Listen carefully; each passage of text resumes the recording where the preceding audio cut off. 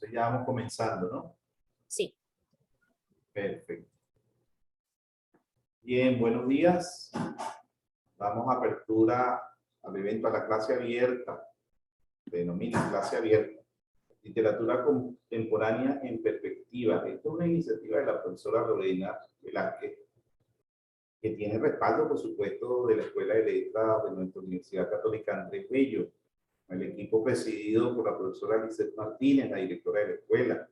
Están en ese equipo Elida León, la profesora Elida León, la profesora María Fernanda Di Muro y Fabiola Fulco, que están detrás de la producción pues, de este evento. Muy bien, como se sabe, participarán 3 profesoras, incluida la profesora Lorena, por supuesto, desde la UCAP, desde Caracas. También tenemos la participación de las profesoras Rebeca Pineda Burgos e Irina Troponi, de los Estados Unidos. Rebeca Pineda expondrá un texto titulado Experiencias contiguas de la Revolución y Narrativa Venezolana Actual.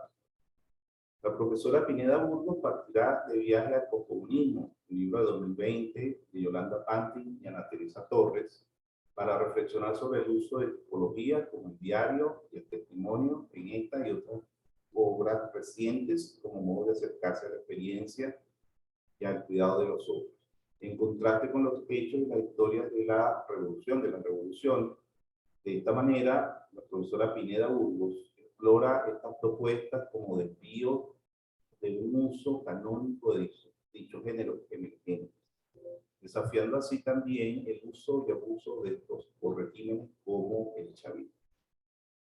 La profesora Pineda Burgos es egresada de la Escuela de Letras de la Maestría en Literatura Venezolana de la Universidad Central de Venezuela.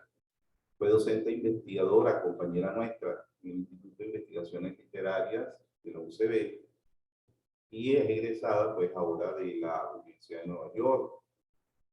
Su investigación se enfoca en objetos culturales venezolanos contemporáneos como novelas, películas y arte visual, y su interpretación del chavismo y de la realidad sociopolítica del país. Actualmente, la profesora Rebeca Pineda Burgos es profesora visitante, asistente en el College William & Mary, en el estado de Virginia, en Estados Unidos. Vamos a comenzar con Rebeca, luego daré los datos de los siguientes ponentes, por razones de tiempo, espacio y comodidad para todos. Y tenemos 2 reglas de oro. Como se sabe, ya estamos acostumbrados a este proceso. 2 reglas básicas de participación, que es mantener las cámaras y los micrófonos cerrados. Y las preguntas las vamos a dejar para el final. Muy bien, con ustedes entonces la profesora Rebeca Pineda Burgos. Okay. Gracias por la presentación. Estoy muy contenta de estar acá. Voy a compartir pantalla, ¿sí? Que ya tengo. A ver.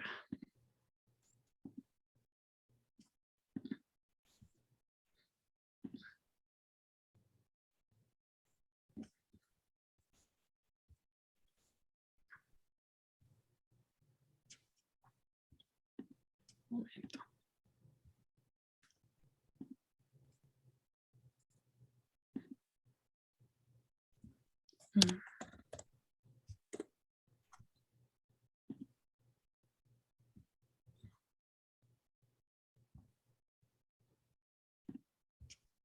Uy. Generalmente puedo, pero...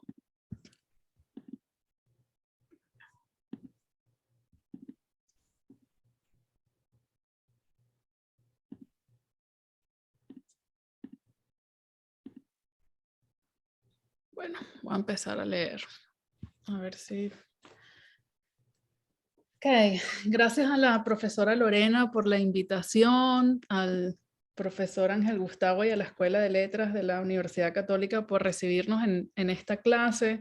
Lo digo siempre que tengo el gusto de participar con colegas en Venezuela y en plataformas e instituciones en Venezuela, que la comunicación entre venezolanistas dentro y fuera del país, aún con todos los recursos que tenemos encuentro que sigue siendo como difícil, bueno, que las experiencias son muy diferentes, intransferibles, como siempre me decía otra colega y amiga del instituto, María Eugenia, y una amiga de la Universidad Central de Venezuela, además mi alma mater, ¿no? Pero bueno, bien vale el esfuerzo de compartirlas y ponerlas a dialogar en medio de un país y de un sentido de pertenencia que se encuentra cada vez más fracturado y difícil de recomponer.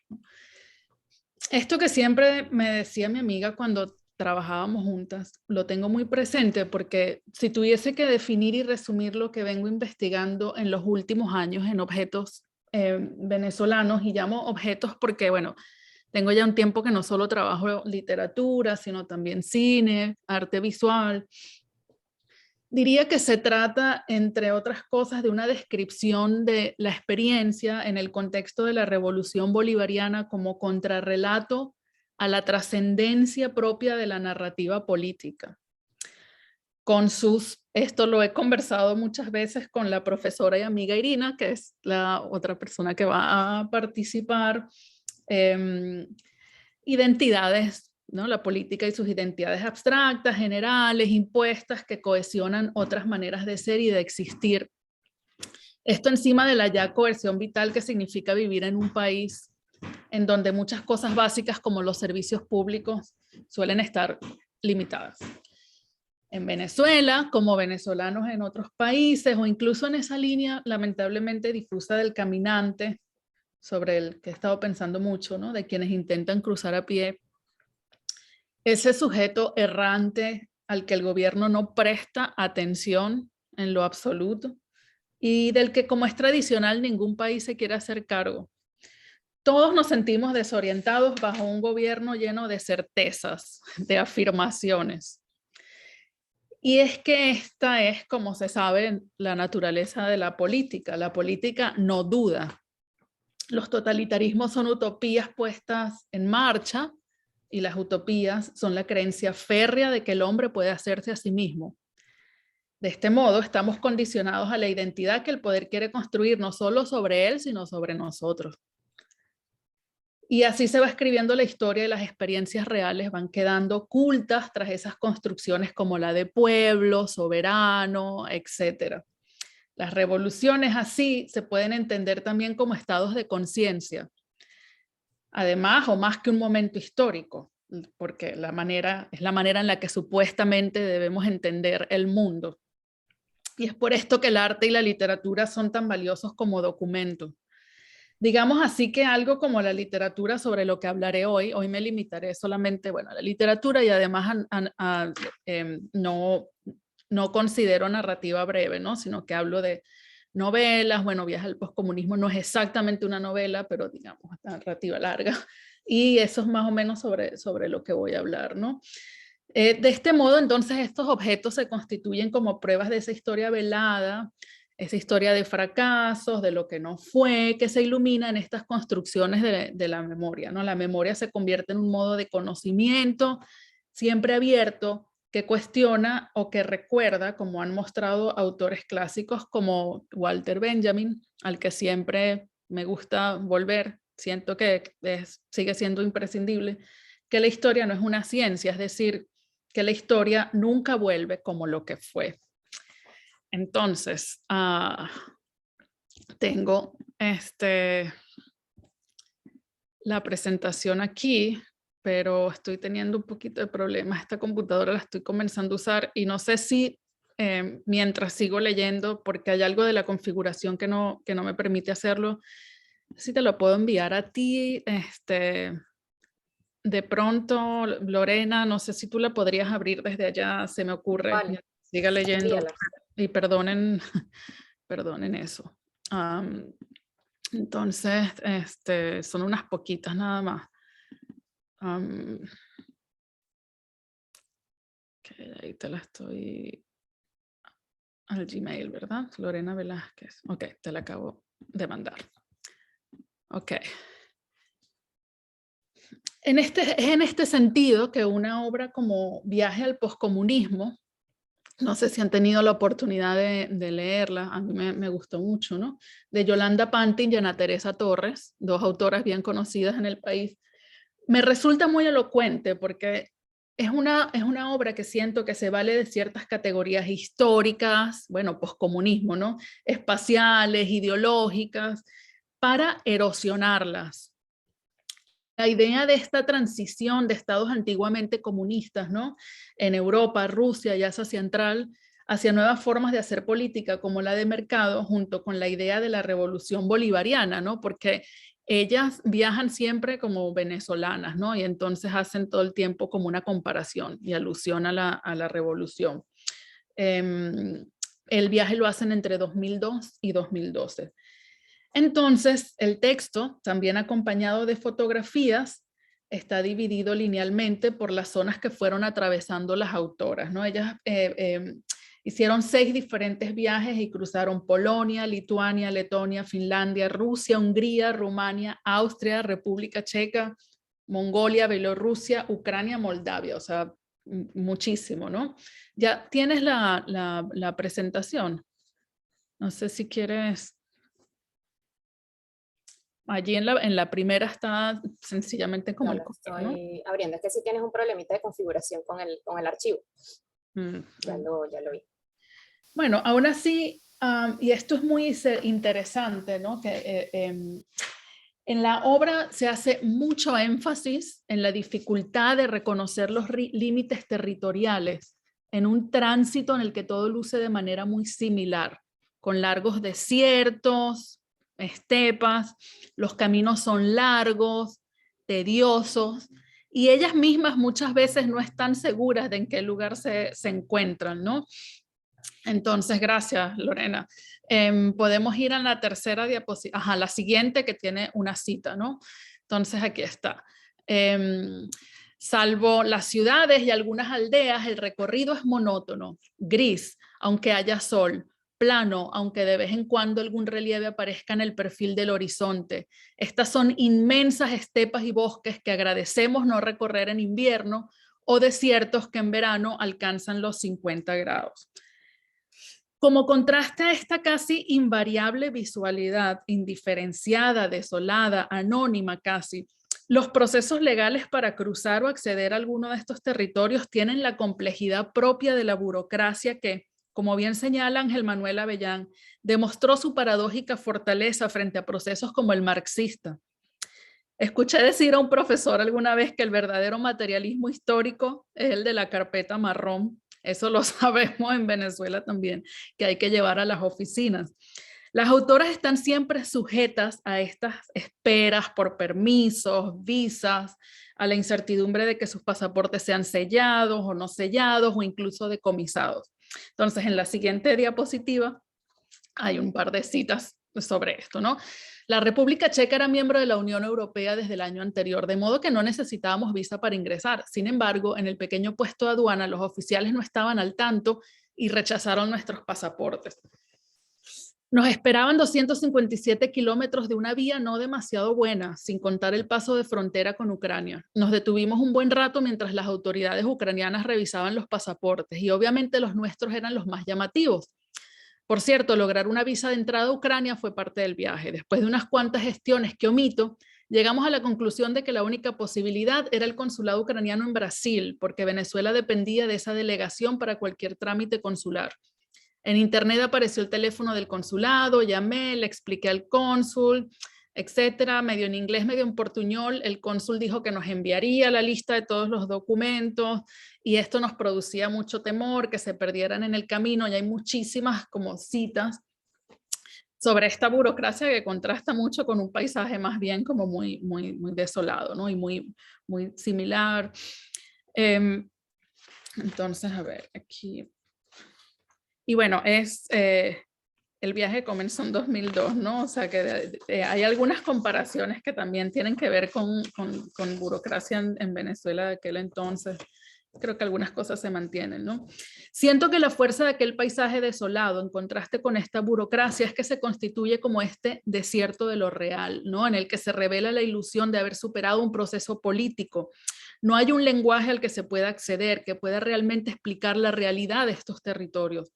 Lo real se conforma así, en términos lacanianos, como aquello que es difícil nombrar, pero que exige ser elaborado a contrapelo de esa otra ilusión burocrática que recuerda tanto a la burocracia propia del chavismo.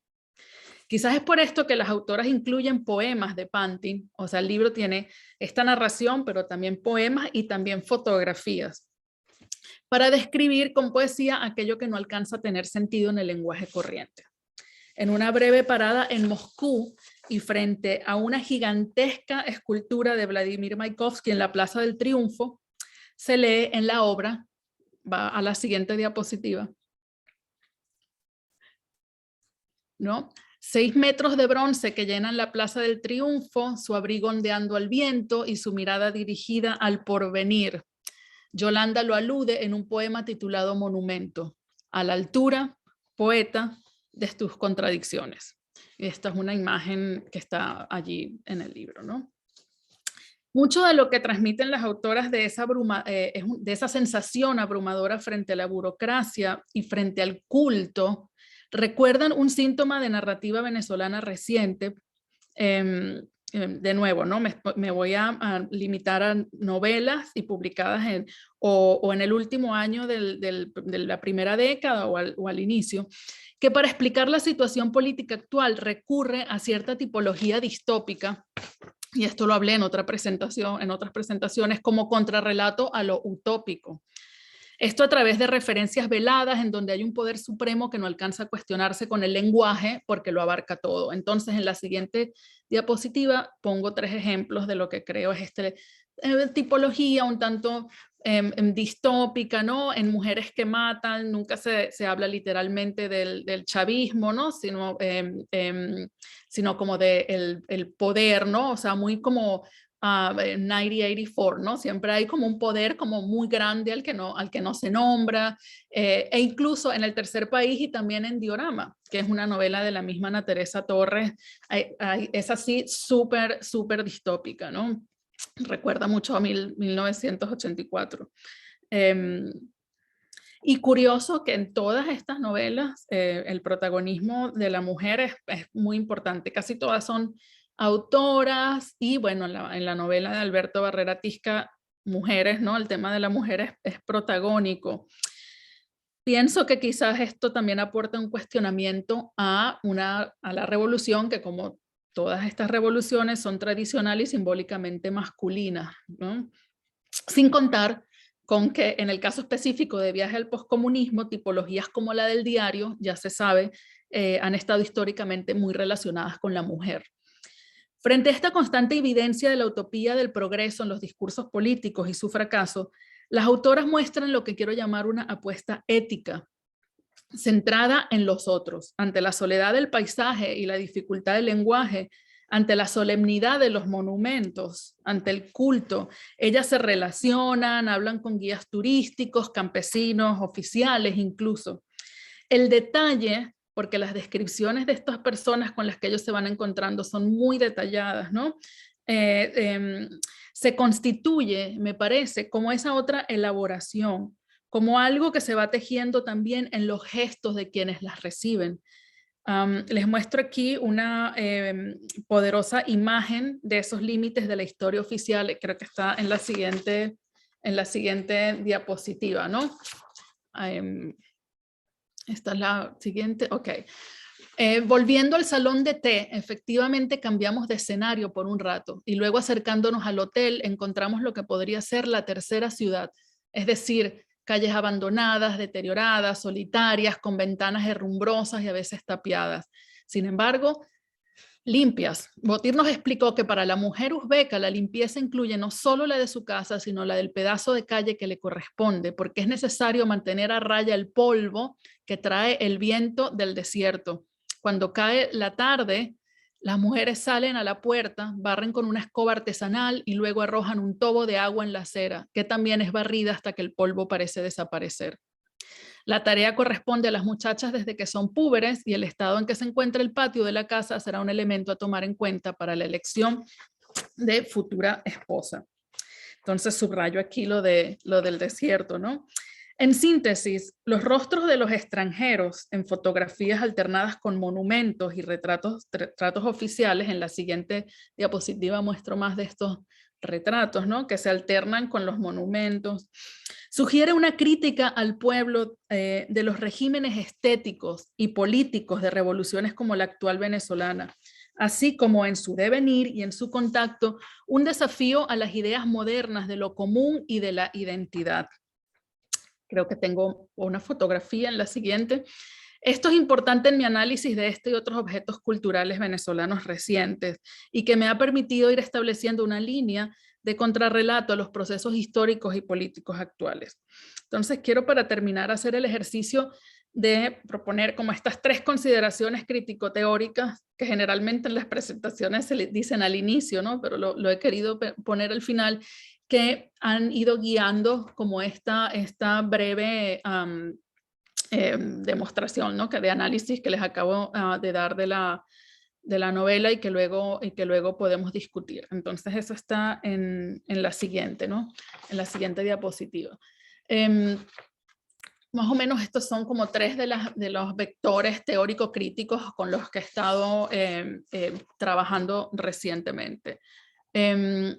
Lo primero, ver la narrativa a la luz de la filosofía considerada contemporánea, que surge como desencanto respecto a la modernidad y a la tradición filosófica. Por ejemplo, a la manera en que se entiende en la modernidad la verdad en términos absolutos, en torno a la epistemología. Me refiero a una filosofía mundana, existencial, pero no respecto al hombre ideal, sino más respecto a lo circunstancial, a la experiencia, al devenir. Se trata de una lógica relacional. Allí coloco los nombres más conocidos, ¿no? Agamben, Didier Huberman, Espósito, Rancière.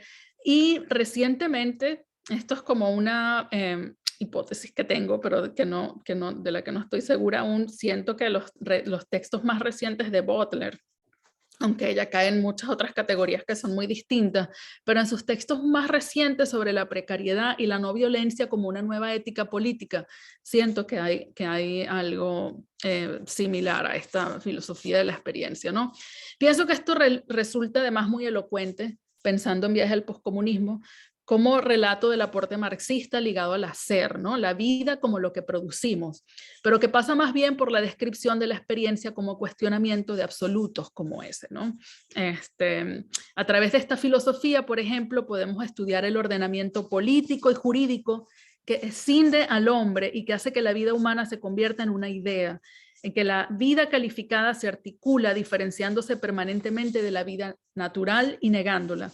En la obra de Pantin y Torres, en su cuidado en el detalle del otro y en esa intimidad propia del diario, del testimonio, se desprende una constante alusión y crítica a esa negación, a esa decisión entre vida y forma de los regímenes.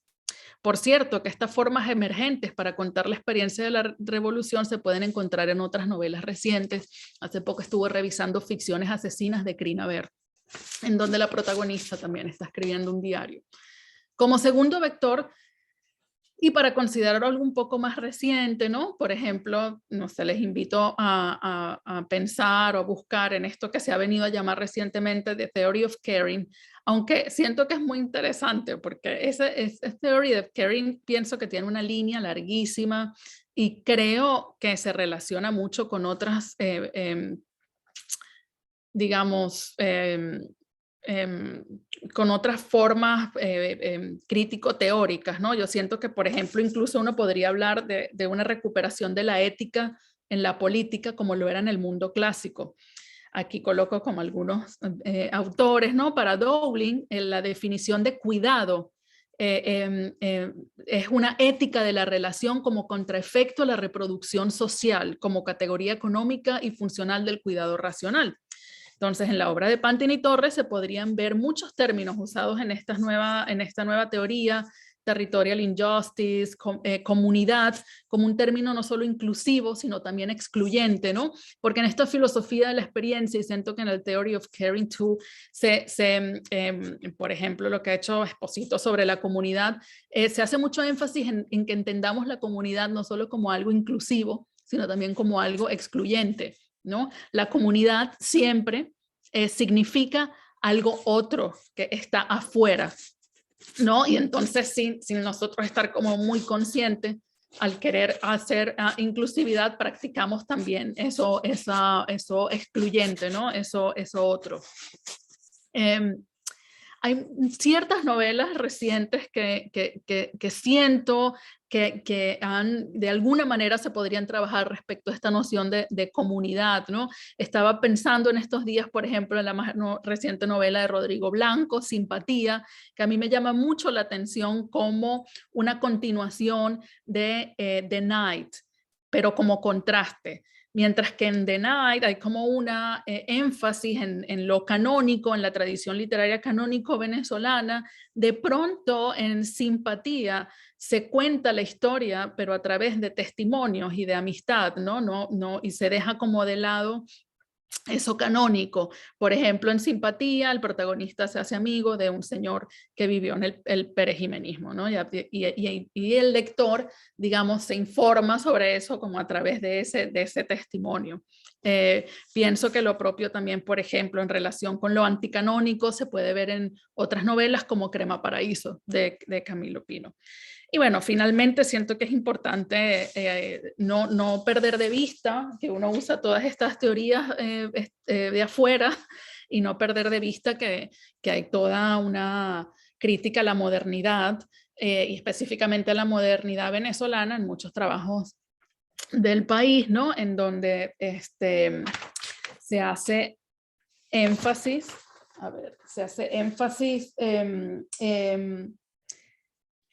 en cómo estas novelas también forman parte de un cuestionamiento con cierta línea histórica. Es importante pensar, o sea, todos estos trabajos que propongo allí hacen énfasis en que esta relación con el Estado en Venezuela obviamente no es nueva, que está operado por un grupo pequeño y que hace todo en su propio beneficio. Creo que es importante pensar en Venezuela como de una tradición en la que el Estado siempre ha sido muy fuerte, que le ha dado énfasis más que a la individualización, a la estatización, y en la que antes de Chávez la tradición pues era socialdemócrata más que liberal, ¿no? En estos días leía a alguien decir que, bueno, que aquello que hizo Carlos Andrés Pérez y que produjo luego el Caracazo es como la única cosa liberal que hubo, ¿no? Y como a la que se reaccionó tan fuerte, ¿no? Pero bueno, entiendo que eso podríamos encontrar como otras discusiones al respecto. Creo que esto ayudaría a ampliar el análisis y a demostrar en trabajos como Viajes al poscomunismo aspectos como el fracaso de disolver el Estado, que también es fundamental para entender la utopía de la Unión Soviética, ¿no? En la Unión Soviética el mito de la disolución del Estado nunca no fue posible, ¿no? Y entonces la revolución dependería de todos modos de la evolución del capitalismo. Esta y otras contradicciones permiten entonces centrarnos en vidas no supeditadas a este orden y a sus diseños artificiales que eliminan lo inapropiable o diverso, que privilegian lo administrativo, los mundos diseñados y la razón legisladora. Y bueno, con eso termino. Espero no haberme pasado el tiempo. Muy bien, gracias Rebeca Pineda Burgos. La exposición. Bien, continuamos. Por razones de tiempo no podemos detenernos en comentarios específicos. En este momento continuamos con la profesora Irina Troconis, profesora asistente de estudios latinoamericanos en el Departamento de Estudios Románicos de la Universidad de Cornell. Posee una maestría en estudios latinoamericanos por la Universidad de Cambridge. Originalmente entiendo que es egresada de la Universidad de los Andes, acá de Venezuela, por supuesto. Y tiene un doctorado en español y portugués en la Universidad de Nueva York.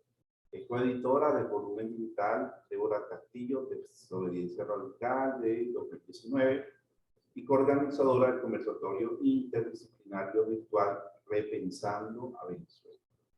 Irina nos trae un texto titulado Historias de monstras de historia. Esta ponencia busca establecer un diálogo entre dos monstruas de la literatura latinoamericana contemporánea, específicamente la figura de la vampira y de la fantasma, como aparecen en los trabajos de Michelle Roche Rodríguez, Mala Sangre, y Mariana Enrique, Los peligros de fumar en la cama, con el fin de identificar algunas líneas de resonancia que nos permitan reflexionar sobre el papel de lo monstruoso, robótico y el horror como medios para darle cuerpo a un desafío histórico, político y social que se articula desde lo femenino. Bienvenida, Irina Tropones. Muchas gracias por esa presentación y gracias a la profesora Velázquez por la invitación para estar aquí el día de hoy, a usted, profesor Infante, por su moderación, a todos por su tiempo y por sus comentarios, y a Rebe por siempre traer un trabajo maravilloso que nos deja mucho que pensar. Como bien dijo el profesor, el título de mi intervención es Historias de monstruos, monstruos de historia, y lo que trato de hacer es algo un poco diferente a la ponencia de Rebe, que es sacar un poco la literatura venezolana de Venezuela y establecer un diálogo con otras literaturas y otras preocupaciones en esas literaturas latinoamericanas contemporáneas, ¿no? Específicamente una figura que reaparece en varios contextos, que es esta figura del vampiro o del monstruo o del horroroso o lo gótico. Y preguntarnos entonces qué podemos sacar de ese diálogo o qué ilumina ese diálogo que nosotros podemos traer también para repensar un poco la historia y la forma en la que nos enfrentamos al pasado en lo que respecta a Venezuela. Entonces, por cuestiones de tiempo, voy de una vez a empezar y voy a compartir pantalla, que espero que se vea. Y nada, arrancamos. Bien, Mala Sangre, de Michelle Roche Rodríguez, fue publicada por Editorial Anagrama en el 2020 y toma lugar en la década de los años 20 bajo la dictadura de Juan Vicente Gómez. Es una novela que por un lado se inserta en la tradición de la novela venezolana de representar y renarrar ciertos momentos de la historia del país que de una u otra manera se entienden como vinculados con o explicativos del contexto social y político desde el cual se narra. Pienso, por ejemplo, en la novela de Francisco Zuniaga, El pasajero de Truman, del 2008, y Sumario, del 2010, de Federico Vega, ambas planteándonos una mirada hacia el pasado, mediada por una nostalgia sutil, no por lo que era, sino por lo que pudo haber sido, por lo que seríamos y sería el país, sí, puntos suspensivos.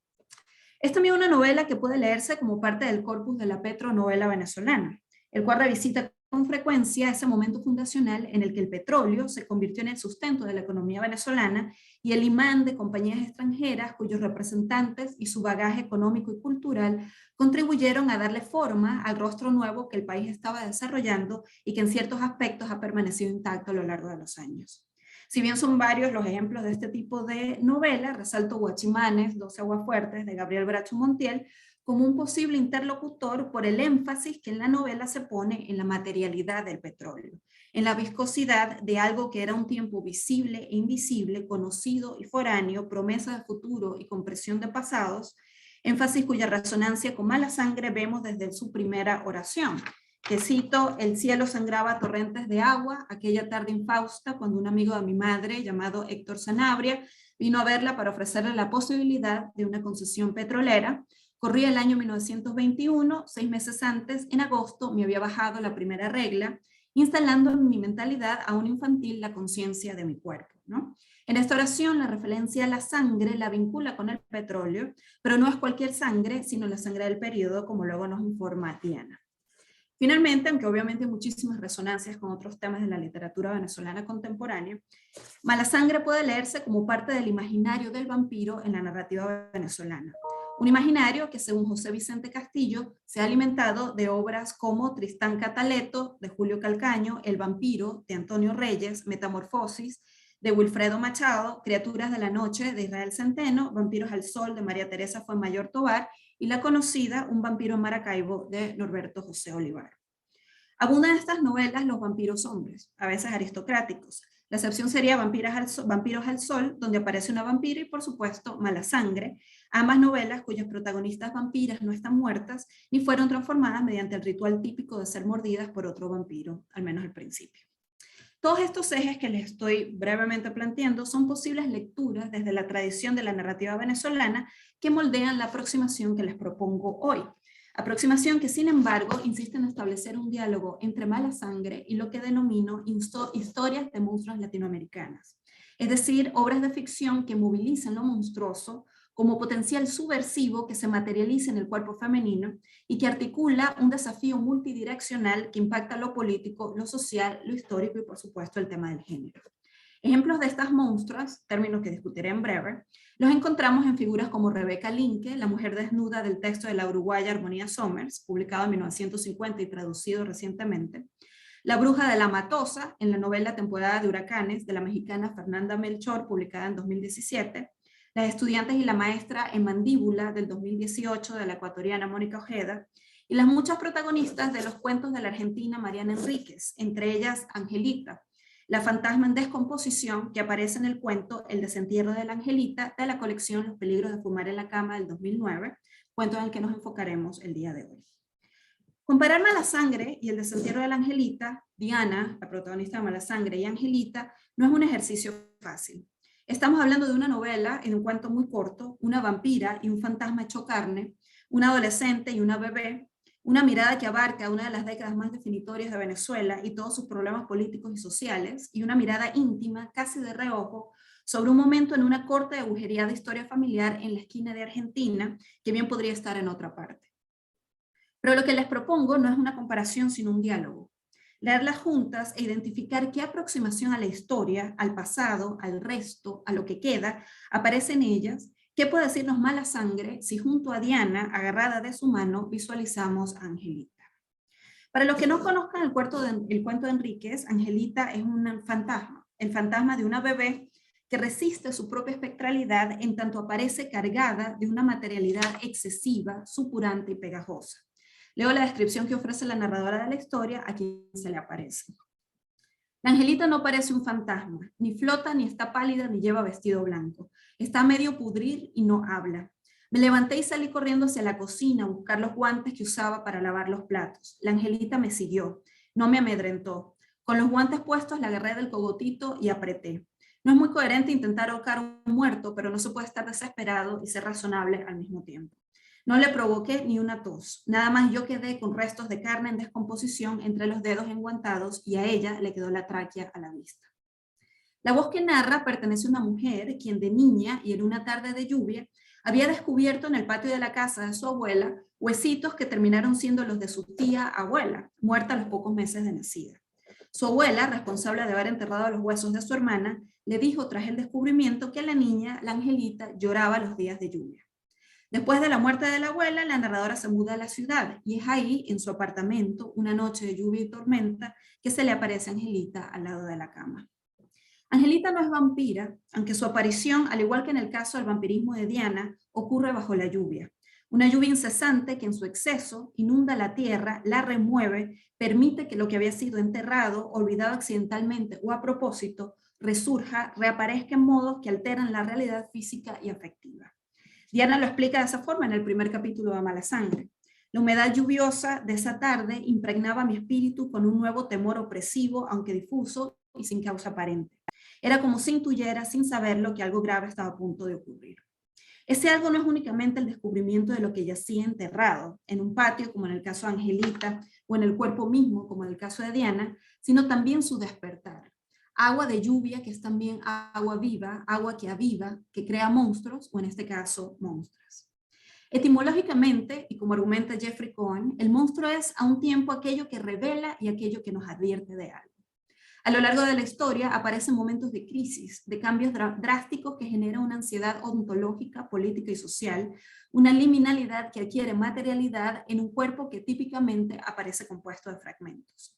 La coexistencia de estos fragmentos pone en cuestionamiento, por un lado, la existencia misma de límites, la solidez de los binarios y, en consecuencia, la posibilidad de que el afuera, un afuera que puede ser temporal, espacial o corporal, se quede afuera.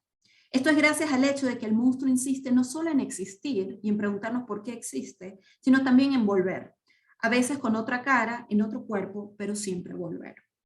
Es imposible, es extremadamente difícil enumerar todos los monstruos que existen y que han existido a lo largo de la historia y la función que cumplen cada uno de ellos. Por suerte, nuestra conversación nos permite enfocarnos en la figura del vampiro, en el caso de Malasangre, y esta suerte de híbrido zombie-fantasma, en el caso de Angelita. Al vampiro lo acompaña un importante y amplísimo cuerpo bibliográfico que lo ha definido y redefinido numerosas veces.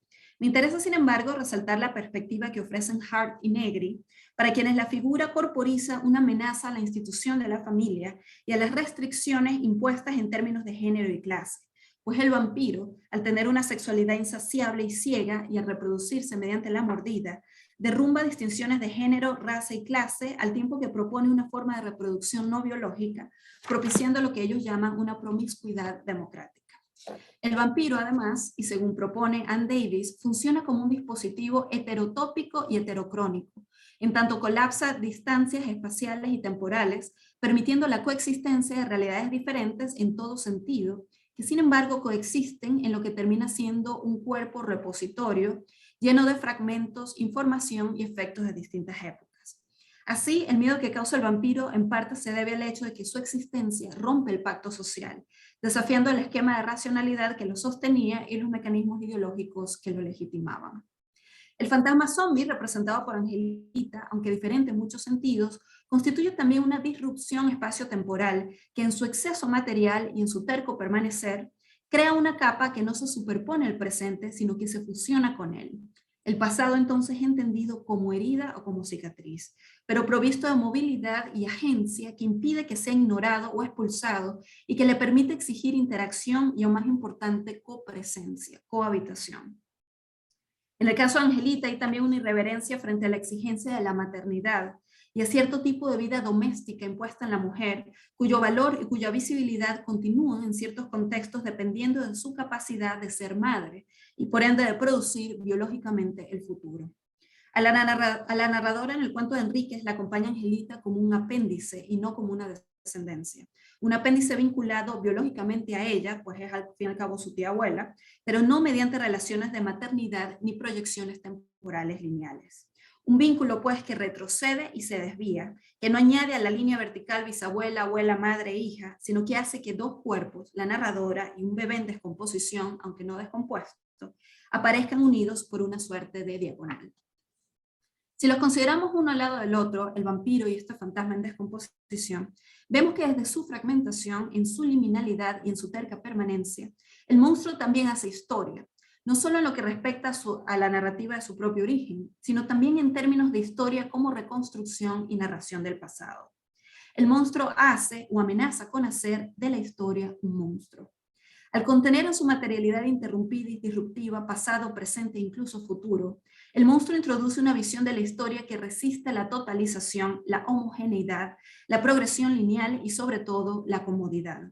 La satisfacción que nace de entender el pasado como pasado y de hacerlo de tal forma que siempre tenga sentido y que no deje huecos, interrogantes o sombras. Es una historia que amenaza con desbordarse y desbordarnos, una secreción viscosa que deja en el tejido del presente manchas imposibles de borrar. Una historia monstrua que asusta por un instante, pero que incomoda infinitamente, y que tiene la potencialidad de revelar los hilos y las costuras de lo que está hecho la fábrica del status quo, exponerlos al punto de que si queremos podemos deshacerlos. Esta historia monstrua exige una nueva sensibilidad temporal, otra forma de relacionarse con y de narrar el pasado. En efecto, en el caso de Mala Sangre, vemos que en la narración, que es desde la perspectiva y en la voz de Diana, el tiempo da, y cito, corcoveos. Y solo voy a leer una cita, pero pueden ver dos ejemplos más en la pantalla. Algo enrareció el ambiente más que la tormenta, más que los relatos de la rotunda, más que la angustia. El tiempo de un corcoveo, como si alguien hubiera apagado lo que quedaba de la luz solar por equivocación e inmediatamente lo hubiera vuelto a encender. Pero el brevísimo intervalo de oscuridad estaba lleno de horror. Fue un salto en el alma, el sonido de un plato y la mecedora cayéndose. Pueden ver los otros dos ejemplos al lado. El resultado de este tiempo que salta, que brinca como un animal, fíjense que salta, no que se desplaza horizontalmente ni que se queda quieto, es, como vemos en las citas, la fragmentación. Una ruptura del tejido temporal que cae como un espejo partido en pedazos, pedazos que reflejan una y mil caras y que cortan, produciendo una atmósfera densa y saturada de gritos, sangre, objetos que se caen, olores metálicos y oscuridad. Lo que queda de ese tiempo que salta es el cuerpo de Diana como algo simultáneamente bello y repulsivo, lo que es propio de la vampira, pero también como algo que deja de ser metáfora. Metáfora del cuerpo de la nación venezolana, que es recurrente en narrativas fundacionales y contemporáneas en Venezuela y en toda Latinoamérica, y se fusiona con aquello que debía simplemente representar, que es el territorio nacional. Esta función del cuerpo de Diana con el territorio la anticipa al comienzo, cuando la voz narrativa literalmente nos inserta en el cuerpo de Diana, en su útero, donde llueve sangre. Es allí donde estamos y es allí donde permanecemos. Parte de lo que hace la voz que narra es enterrarnos ahí, no dejarnos salir. Por eso es que en mi lectura o en mi perspectiva la novela se vuelve en varios momentos sofocante, repetitiva, cliché. Puede que sea el estilo mismo de la autora, pero creo que también está vinculado a lo que es estar sumergido en este cuerpo lleno de llagas y capas y no poder salir a la superficie, cuerpo que vemos en la siguiente cita. Allí apareció una chica demacrada y desagradable, apenas un recuerdo horroroso de quién había sido. No solo estaba demasiado delgada, en mi pálida piel sensible el bozal había dejado marcas de rosadura y abrasiones.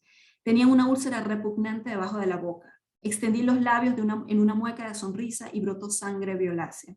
La froté con saliva, pero no pude borrarla. Más bien se hinchó como una burbuja de aceite. Con la punta del cepillo de dientes, que era lo único que tenía a mano, rasgué el surco abriéndolo un poco. Metí la uña por la hendidura de la carne sanguinolenta y al punto un oleoso hilillo rojo resbaló hacia mi cuello. Este tiempo, que como la definición misma de mala sangre en la novela, es malo, torcido, avieso, que no existe fuera del cuerpo del monstruo, sino dentro, que es una acumulación de capas, de heridas, de sangre y de dientes, de tiempos y de espacio, de lo humano y lo animal, se opone, por un lado, al tiempo entendido en la narración como masculino, el tiempo de la modernidad, de la producción, de las concesiones, del progreso, y el tiempo femenino, que es el tiempo de la confesión religiosa, como vemos en la figura de la madre mala sangre, el tiempo de la reproducción biológica y el tiempo detenido, como se muestra en la escena en la que Diana debe sentarse a ventanear a esperar que alguien la pretenda. Y cito, el pensamiento modernizador de la época preconizaba que malgastar el tiempo era dilapidar el dinero, pero no aclaraba el límite del alcance de tal afirmación. Se trataba del tiempo masculino. A las mujeres nos era exigido perder horas esperando por la mirada furtiva de uno de ellos para dar el gran paso fuera de la indeseable soltería. Ahora bien, este desafío, esta otra forma de no solo narrar, sino también palpar la historia nacional, llega a su fin. En las últimas páginas de la novela vemos que Diana se va del país y no regresa.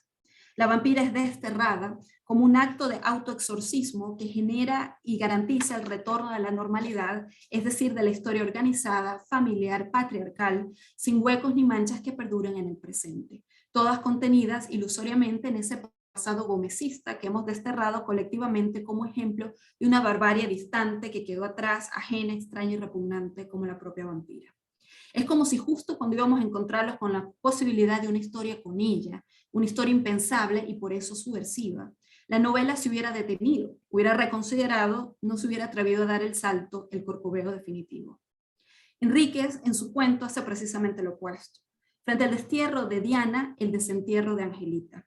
Apenas 2 letras de diferencia, pero en ellas la potencia de una historia que nos fuerce a sostenerle la mano a nuestras monstruas, a vivir con ellas, a no rehuir el contacto con el pasado, que no termina de ser borrado por el presente y que nos deja manchas en las manos.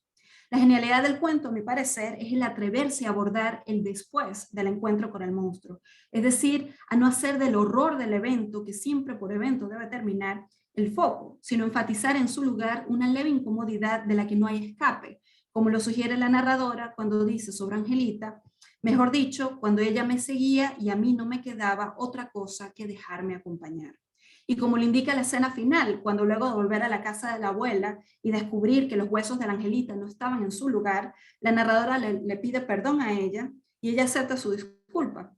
Y luego la narradora le dice, le pregunté si ahora estaba tranquila y si se iba a ir, si me iba a dejar sola. Me dijo que no. Bueno, contesté, y como la respuesta no me cayó muy bien, salí caminando rápido hasta la parada del 15 y la obligué a corretear detrás de mí con sus pies descalzos que de tan podridos estaban dejando asomar los huesitos blancos. La consecuencia de esto es, en palabras de la narradora, la necesidad de, y cito, dejar definitivamente de pensar en términos de qué era posible y qué no. De ahí es precisamente donde sale algo nuevo, algo diferente, nuevas formas de relacionarse, nuevas libertades, nuevo sentido de responsabilidad y justicia, un futuro diferente, aún por determinar, no familiar, una potencialidad que quedó suspendida en Mala Sangre, pero que quizás al leerla así, con Angelita de la mano, pueda aún desenterrarse. La cosa con los monstruos, y ya con esto termino, es que rara vez aparecen de la nada. Los monstruos son siempre nuestros, nosotros los hacemos y los hacemos tan bien que después nos asustamos y tenemos que desterrarlos. Pero los monstruos vuelven siempre y al hacerlo traen consigo y nos revelan y nos advierten de un conocimiento más profundo de la historia, de nuestro lugar en ella y del lugar que le hemos dado, del proceso de editarla y de las erratas que se nos fueron en el intento, de lo que representamos mal o no entendimos o simplemente ignoramos en el esfuerzo de circunscribir aquello que sentimos se nos escapaba de las manos. El monstruo o la monstrua vuelven siempre con una pregunta: ¿por qué esto y por qué sí? ¿Por qué esta manera de entender la raza, la clase, el género, la historia? ¿Cuándo y cuánto toleramos diferencias? Y tal vez la pregunta más importante, que es ¿por qué huimos de ellos, de los monstruos, de las monstruas, si son, al fin y al cabo, lo más nuestro que poseemos? Gracias. Bien, muchas gracias a la profesora Irina Propolis.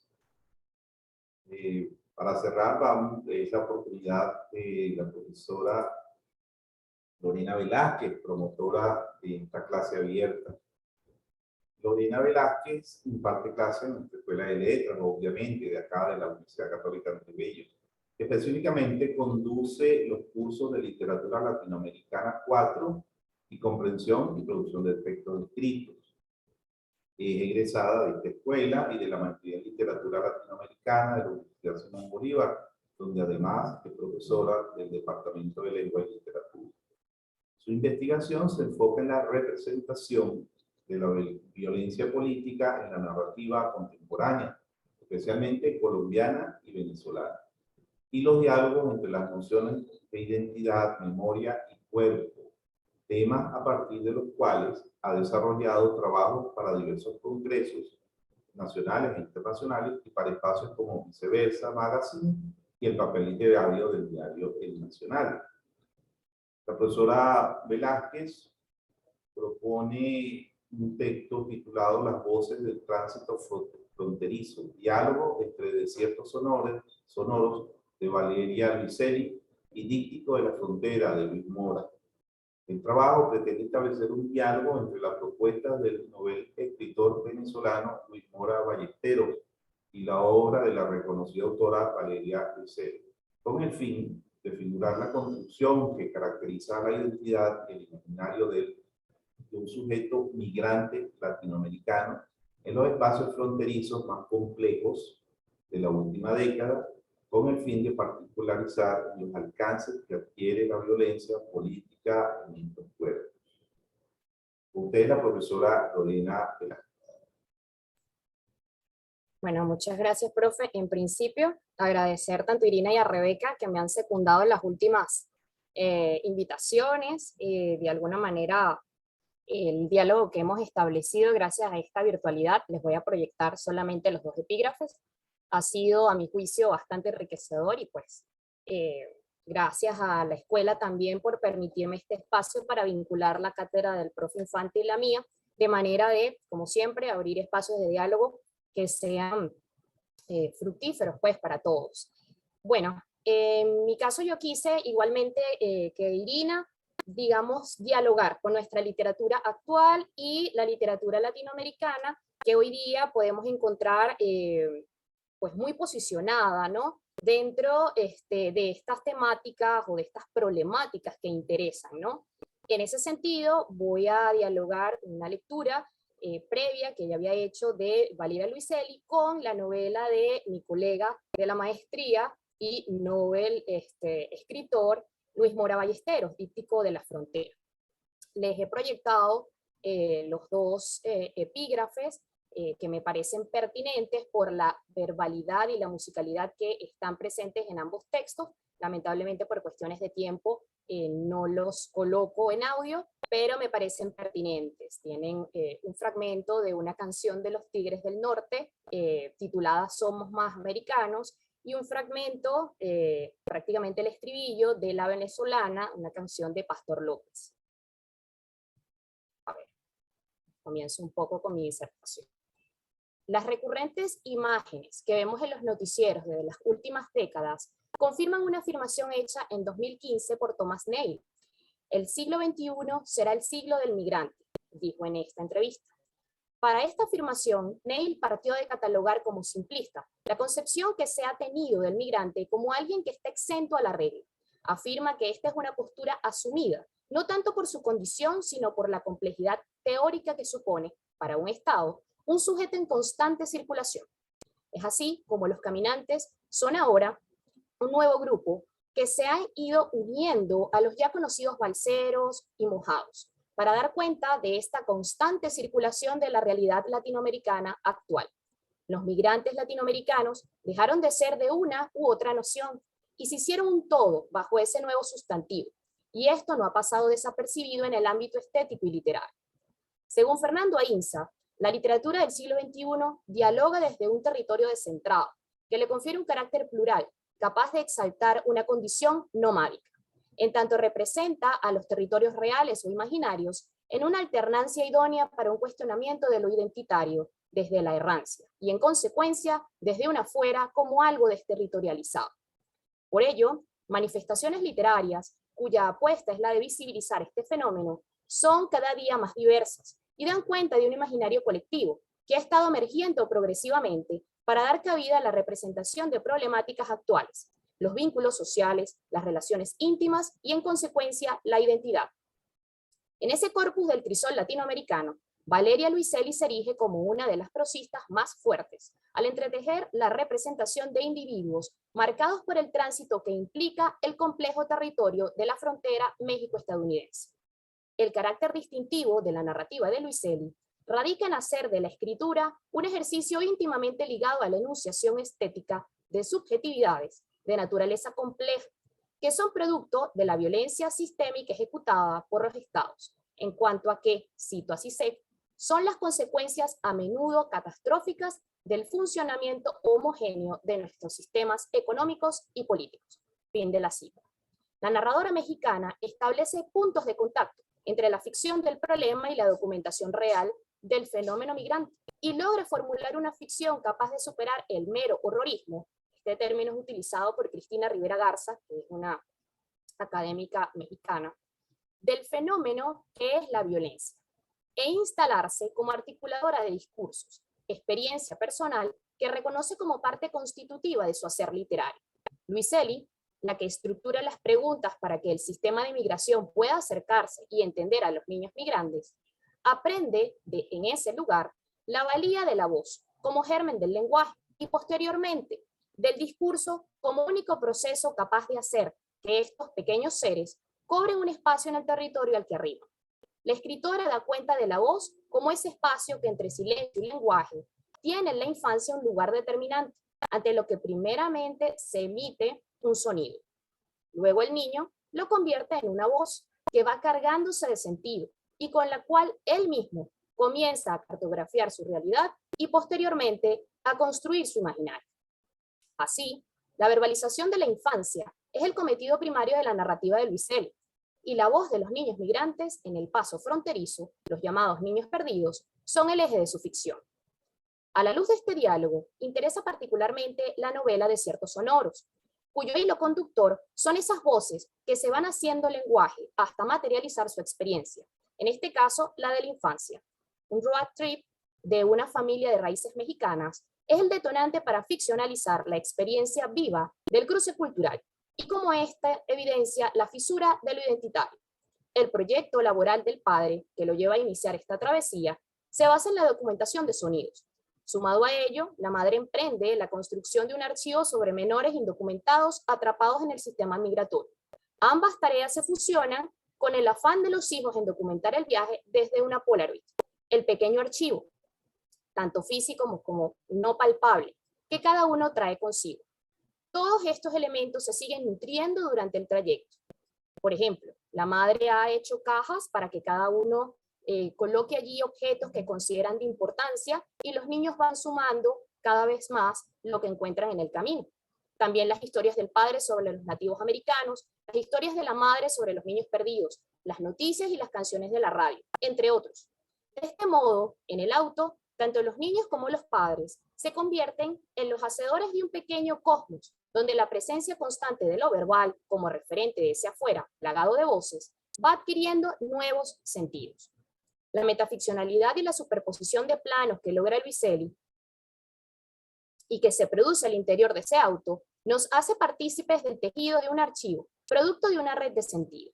Archivo en tanto Foucault lo describe, cito, ante todo, una ley de la que puede ser dicho, el sistema que rige la aparición de los enunciados como acontecimientos singulares. Fin de la cita. Es decir, el archivo no formado por una mera transcripción de pensamientos, sino por todo aquello factible a ser discurso, lo cual implica un proceso de enunciación de lo que puede luego formar un sistema, nuestro sistema. Es así como el desplazamiento territorial de esta familia, como el de los niños perdidos, es la puesta en marcha de un archivo en el que colindan sonidos, sabores, voces, experiencias ante las que la madre sentencia. Cito la novela. Las conversaciones en una familia se vuelven arqueología lingüística. Erigen el mundo que compartimos, lo superponen en palimpsestos, le dan sentido a nuestro presente y nuestro futuro. Fin de la cita. A esta resolución la acompaña un interrogante que condensa y materializa ese proceso silencioso e imperceptible de la memoria y la identidad. Nuevamente abro una cita de la novela. Cuando rebusquemos nuestro archivo íntimo y escuchemos de nuevo las cintas de las conversaciones familiares, ¿alcanzarán a componer una historia o encontraremos tan solo cascajo, ruido, ruinas de lo que fuimos? De modo que la novela ficcionaliza la construcción de un viaje sin retorno a la pérdida de lo familiar como símbolo de pertenencia y en consecuencia es una fisura a la identidad individual y colectiva. El trayecto que emprenden estos seres no se da ya bajo el signo de una comunidad imaginada, como la conocemos, sino de una comunidad gestada fuera de los símbolos patrios y con la ausencia de un mapa normativamente hablando. Su pertenencia será ahora la de los afectos fraguados y moldeados cartográficamente a medida que habitan el espacio-tiempo al que arriban. Los niños perdidos y los niños del matrimonio de esta novela portan entonces una ciudadanía flexible, múltiple. Ahora bien, esta nueva forma de habitar resulta incómoda para las legislaciones estadales que deben establecer políticas para regir la vida. Etienne Balibar concibe la frontera como, cito, una zona sin derecho, donde las garantías han sido suspendidas por un tiempo. Fin de la cita. Esta concepción tiene la misión de controlar y normalizar el tránsito. Pero en ese proceso, como evidencian los miles de casos que forman parte de las estadísticas mundiales, en lugar de garantizar la vida, los individuos de ciudadanía flexible son sujetados hasta el punto de ser deshumanizados. Muchas de las vidas que transitan las fronteras de forma clandestina se convierten luego en cadáveres arrojados a la orilla de la carretera, o cuerpos en medio del desierto, en fosas comunes, o, en el mejor de los casos, se convierten en cifras de una estadística. Sin embargo, y es allí donde está la apuesta de esta ficción de lo real, se visibilizan estas vidas lloradas y susceptibles a ser reconocidas aún en la precariedad de sus condiciones, ya que, desde la concepción de Butler, su valía no depende de las circunstancias políticas que la rodean. Si bien esta referencia de Butler hace mención literalmente a la vida dentro de un espacio en guerra, la dimensión bélica que contabiliza las pérdidas humanas o la migración en las fronteras latinoamericanas en la actualidad es absolutamente comparable. Los desiertos que Luiselli sonoriza, con ese tejido largo y fino entre la realidad documental y la ficción, permiten concebir a los niños perdidos como víctimas de guerra y no como individuos fuera de ley. En esto encuentro un punto común con la novela de Luis Mora Ballesteros. Quienes habitan la frontera son producto de una violencia que sistemáticamente los ha alcanzado, de alguna forma, hasta generar un daño colateral en común. Son cuerpos invisibles, cuerpos ya sin aire, ya sin voz, parafraseando a Cristina Rivera Garza. En el caso de la ópera prima de Mora Ballesteros, las víctimas de la guerra fronteriza no son solo niños, sino hombres y mujeres mutilados, abrazados por las balas a mansalva de quienes luchan por el poder de la zona colombo-venezolana. Una paralegalidad a viva voz que domina la vida de estos pueblos que no conocen el mar, como repite su narrador, para acentuar su vulnerabilidad, producto de la lejanía tanto de Bogotá como de Caracas, los centros del poder de ambos países. Díptico de la frontera cumple con ser, como su propio nombre lo indica, dos relieves unidos por un pliegue. En este caso, el relieve, la topografía de los dos lados a lo largo y ancho de la frontera colombo-venezolana. Ese largo pliegue de este díptico lo va cosiendo el licenciado Juan Ángel Villamediana, personaje y narrador principal, durante su ardid de hacer una crónica más humana sobre estos pueblos. Compuesta por dos momentos espaciales, 1987, narración prosaica, primer momento, y 2010, catalogado por un periodismo documental, la novela da cuenta de las dinámicas que forman parte de los habitantes de esta región, que indisolublemente tienen raíces de un lado y de otro, donde la consanguinidad comparte ambos gentilicios, en un tiempo, como señala el narrador, cito, inverosímil, uno en el que los efectos y memorias quedaron repartidos por doquier. Fin de la cita. Es así como la novela comienza su narración por los últimos años de la década de los 80, década oscura y determinante para el conflicto armado en Colombia, que produjo la primera gran migración de esta frontera, los colombianos desplazados en busca de seguridad y nuevas oportunidades en el territorio tachirense. Villamediana sigue la pista de esta oleada de neogranadinos durante los 80 y poco a poco da cuenta de cómo no solo de un lado y de otro se comparte la sangre, colombiano con antepasados venezolanos o viceversa, sino también cómo se comparten las desgracias de ser pueblos olvidados, y donde el gobierno central adquiere nuevas formas en manos de pequeños tiranos. Cito la novela. El paso fronterizo luce para ellos como una valla infranqueable, una fortaleza a la que tiene que tumbarle las puertas. Gracias a la autorreferencialidad del relato, Villamediana se dedica en la investigación de los 80 a buscar las historias detrás del conflicto armado y los desplazados por la guerrilla, a darle nombre a los desaparecidos y a todos aquellos que forman parte del origen. Pero también se dedica a unir los hilos de ese origen con el presente del 2010, segundo momento de la novela, en el que él transita de un lado a otro siendo testigo y víctima en carne propia de la delincuencia, el tráfico y la violencia como códigos de la cotidianidad, dinámicas propias de un caos político, económico y social de larga data. De este modo, el territorio simbólico fronterizo que se representa se va construyendo con los relatos que Villamediana consigue para su crónica. Parte de ellos los obtiene preguntando a los habitantes más humildes, otro tanto escuchando lo que se dice en el pueblo, y a esto se le suman las noticias que escucha en la radio mientras va en un taxi de un lugar de la frontera a otro. Villamediana, en su ardid periodístico, rastrea cuidadosamente las notas rojas de la zona, los muertos y sus vínculos, lo cual reporta constantemente a su supuesto editor, entre comillas, pero que también le sirven para darle nombre y rostro a todos estos caídos. Al igual que en Desiertos Sonoros, Díptico de la Frontera otorga un gran peso a la voz para la construcción de este espacio sin límite. Los hilos musicales y lo que se dice o se cuenta son los que figuran tierra mala y tierra ajena. De manera particular, la frontera colombo-venezolana se encarna en su esencia viva y permeable, al mando de voces de cierto carácter mesiánico. Este es el caso del comandante Ciro, alias comandante Pérez Pérez, tiene una identidad indeterminada hasta el final, cuyo poder se hace sentir como hilos finos que regulan el tránsito de los personajes y sus vínculos con los otros. Por ejemplo, Villamediana es interceptado por emisarios del comandante Ciro y recibe advertencia de los movimientos que éste le ha visto realizando, aunque nadie le haya visto a él el rostro. Su carácter casi espectral da cuenta de un marco necropolítico que cubre esta región. El panoptismo del comandante Ciro regula quién vive y quién no, y en su accionar va codificando la vida de toda la región. Lo normal es estar muerto, se vive y se aprende para ello. Cito la novela. ¿Hay mejor escuela que esa? En un lugar en el que la mejor manera de estar vivo es saber cómo pegarle un tiro a otro. Yo creo que no. Fin de la cita. Este falso comandante siembra en esta parte del relato todo un precedente de la regulación de la muerte para poder ofrecer un cierto tipo de orden a los habitantes. Este discurso, al ser el único en varios metros de distancia, resuena hasta el punto de gobernar no a partir de la vida, sino de la muerte. Los cadáveres son incontables, sin rostro, y solo Villamediana, aunque no puede darles vida, sí puede hacerlos visibles a través de su discurso. La ficción es la única vía en la que el discurso habita estos cuerpos, y Villamediana nos los hace saber. Nuevamente cito al narrador. La realidad de estos pueblos parece estar, de modo resuelto y firme, empeñada en superar con creces la ficción. Fin de la cita. Solo así, tanto en tierra mala como en tierra ajena, de este lado del río, sus voces dejaron regados el vallenato y la cumbia de la costa, juntaron a dos océanos, abrazaron la lluvia bajo el ocaso del sol y tendieron puentes eternos entre La Palmita y Cúcuta, entre La Fría y Puerto Santander, entre el río Táchira y el Catatumbo colombiano, parafraseando al narrador.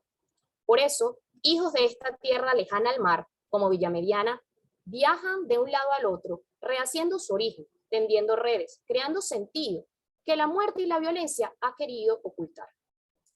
ese transitar las carreteras de estas dos fronteras fabula una memoria plagada de nostalgia, la de aquel que se reconoce de acá y de allá de manera indisoluble, pero que no se encuentra en ningún lado porque a punta de bala, sangre y muerte le han borrado el abrigo de saberse parte de eso que llamamos comunidad. La fractura social y política que representan estas novelas permite pensar en eso que llamamos pueblo, entre comillas, como un significante diluido, líquido. Tanto los niños perdidos como los habitantes de la frontera colombo-venezolana se diluyen, desaparecen. Me pregunto, ¿quién sabe el nombre de cada niño perdido en el sistema migratorio? ¿Se les ha dado nombre a todos los caídos y desaparecidos en el conflicto fronterizo? Me parece entonces pertinente advertir la cercanía que tienen estos pueblos singulares, nuestros pueblos, como pueblos expuestos a desaparecer desde el criterio de Didi Huberman, en tanto que hacedores de experiencias singulares en su manera de sentir, pensar, están siendo arrasados por el ejercicio violento del poder estatal, lo que deja solo a la vista la normalidad del gentilicio, el colombiano, el venezolano, el mexicano. Si bien la narrativa de Luiselli y Mora Ballesteros conserva sus distancias por la marcada propuesta política y denunciatoria que distingue a la escritora en el ámbito latinoamericano, sirve esta breve disertación para ahondar críticamente en cuestionamientos que cada día gozan de mayor cabida en lo literario como lugar de lo posible. Reconocer a los niños perdidos o a los colombo-venezolanos que habitan la frontera es reconocer ese incómodo in-between, que no tiene un único nombre, ni una única bandera, menos una sola experiencia y tampoco puede ser normado como la ley lo establece. Por lo tanto, frente a ficciones como las de estas novelas, nos encontramos ante la pregunta por la comunidad y lo subterráneo asentado en el quiebre del imaginario de lo nacional, que cose toda una nueva forma de un ser en común, parafraseando a Nancy, en el reencuentro de las singularidades y diferencias que son a la vez potencia vital en emergencia ante la amenaza de desaparecer. No queda otra cosa que dialogar con estas ficciones de lo real que cada vez más nos reflejan e increpan en la búsqueda de un lugar en nuestro presente. Gracias. Bien, gracias Lorena por esa ponencia tan concreta, tan especial. Gracias a tres jóvenes y brillantes investigadoras que hoy han dado forma a esta clase abierta, que han presentado un balance sobre la literatura venezolana contemporánea, con elementos que por supuesto nos pertenecen al discurso cultural latinoamericano desde el siglo pasado. Establecer también ir más allá de las fronteras textuales, establecer los vínculos entre el texto de ficción y lo que ya no es ficción, relacionar las figuraciones de lo grotesco y del mal también desde una perspectiva femenina. Todos esos elementos nos traen, nos dan una pauta a seguir en el discurso de la literatura venezolana, un discurso que por supuesto va más allá del texto y que se integra al proceso cultural, el cual, como sabemos, está protagonizado ahora por esa tensión entre el que se queda y el que se va, entre los autores que viven en Venezuela y los que han asumido la diáspora. La figuración geopolítica en los textos, todos esos elementos que ahora están en función. Porque precisamente tenemos en el fondo de todo esto la función, lo que cuenta, en cierta forma es la función del texto literario, la función del texto de ficción. Cómo hoy interpretamos, escribimos por un lado o interpretamos y desarrollamos análisis en torno a esa relación. Es lo que tenemos, digamos, en el macrotexto, como podríamos denominar a estas tres, en la unión de estas tres propuestas. Bien, como se acostumbra en estos casos, hemos dejado para el final las preguntas. Tenemos una acá en la sección de preguntas y respuestas que está abajo. Ahí deben hacer sus preguntas por escrito y yo se las leo a quien corresponda. Se las hago. La primera es para Irina, la hace Erika Moreno. Dice, si asociamos su ponencia con la expresión de Cortés sobre el monstruo como amenaza seductora o la mujer castradora, ¿Cuáles obras también servirían como representación en la literatura latinoamericana y venezolana? Sí, muchas gracias, Erika, por la pregunta. Creo que Cortés también decía que los monstruos o las monstruas tienden a representar más los miedos masculinos que el deseo femenino.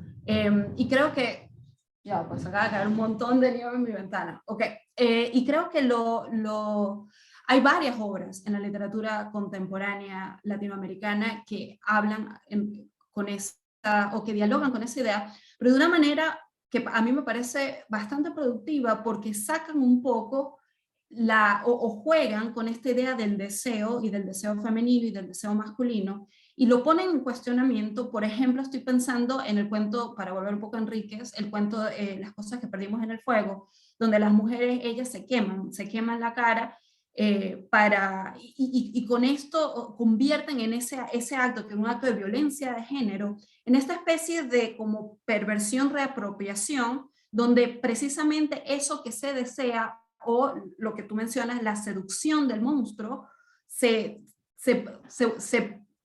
derrumba o se cuestiona el punto en el que revela cómo lo monstruoso deja de tener esa atracción mítica y se vuelve parte de lo banal. Es decir, ya no es el vampiro que es como de afuera y viene hacia adentro en términos de lo mítico, sino que es el ser humano en el presente que al movilizar lo más banal se convierte en esto monstruoso.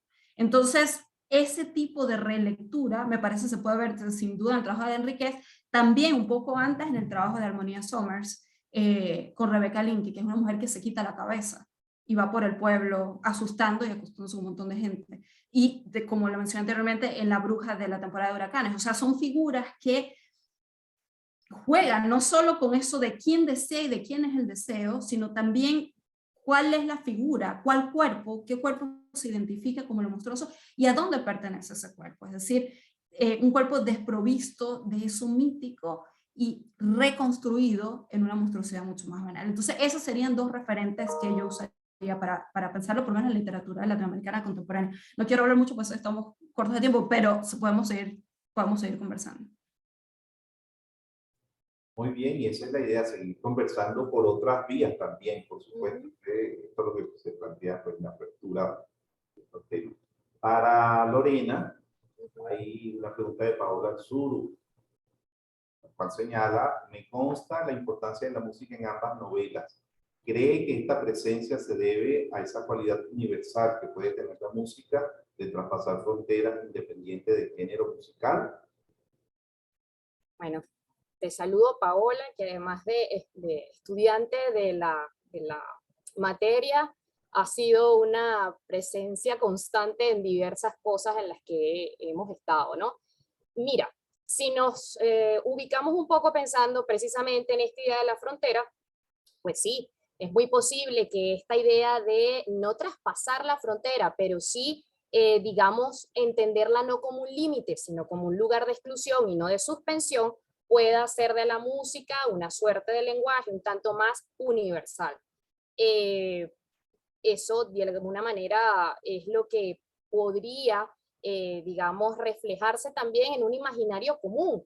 Hay un problema o digamos, una constancia de las últimas décadas en esta idea de la migración, y asimismo esa hibridez se ha materializado, esa hibridez de la migración, que no es nada más colombiana, venezolana, también es mexicana, guatemalteca, en estos artefactos culturales como la música, que lo hacen notorio, ¿no? Entonces sí, es muy posible que esto obedezca a eso, a la creación de una memoria colectiva diferente, que no esté arraigada en los símbolos. Muy bien. Ahora para Rebeca, Ana Karina López plantea lo siguiente: el libro de Pantin y Torres me recuerda al fotoperiodismo, pensando en las obras de Vasco Sineta. ¿Considera usted posible esa relación? Gracias por la pregunta. Sí, claro, ¿cómo no? Se podría hacer una comparación, sobre todo pensando en el tema del retrato, ¿no? que en Vasco es como tan, que es central. Entonces de pronto por allí como esa, no solamente que está sí, fotoperiodismo de alguna manera en Pantini Torres, sino que además está como ese detalle en el rostro, ¿no? Que yo más o menos propuse como respuesta o elaboración ética, como en contraste con esa idealización política abstracta, trascendente. Entonces, sí, sería una relación interesante porque además seguramente la fotografía de Vasco se puede insertar también como en una línea de cuestionamiento a la modernidad venezolana o al canon, seguramente, ¿no? Por su tema además con escritores y figuras importantes en la cultura venezolana. Sí, interesante. Muy bien. Hay un espectador anónimo. Ah, sí. A la profesora Lorena Velázquez, ¿qué otros autores contemporáneos latinoamericanos, venezolanos, trabajan el tema de la migración que recomiendes y o del conflicto colombiano, considerando la frontera colombo-venezolana? Bueno, mis últimas lecturas un poco explorando a Luiselli, por recomendación, debo reconocerle al profesor Luis Alfredo Álvarez, hace ya más de un año.